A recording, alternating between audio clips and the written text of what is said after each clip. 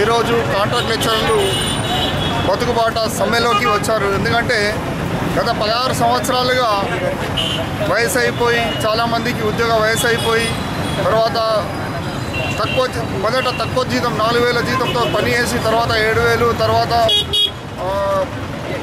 కిరణ్ కుమార్ రెడ్డి ప్రభుత్వం వెంటబడగా మాకు 15,000 జీతం వరకు వచ్చింది.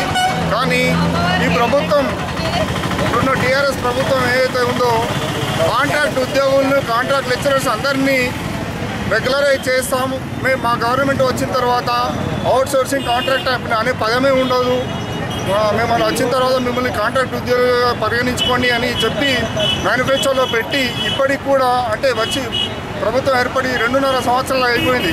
అయినా కానీ రెగ్యులరైజ్ చేస్తామంటూ ఇప్పటి వరకు చేయకుండా కాలయాపన చేస్తుంది. వివిధ రకాలుగా ధొరణిని ఆలోపిస్తుంది. కాబట్టి మేము ఈ విషయాన్ని ఖండిస్తున్నాం. అలాగే ఇప్పుడు సుప్రీంకోర్టు తీర్పు ప్రకారం సమాన పనికి సమాన వేతనం అనే కాన్సెప్ట్ ఉంది. ఆ సమాన పనికి సమాన వేతనం ఏదైతే ఉందో దాన్ని అమలు చేయకుండా కేవలం అవుట్ సోర్సింగ్ విధానానికి ఏదైతే శాలరీ ఉందో దాన్ని మాకు బలవంతంగా రుద్దడానికి ప్రభుత్వం ప్రయత్నిస్తుంది.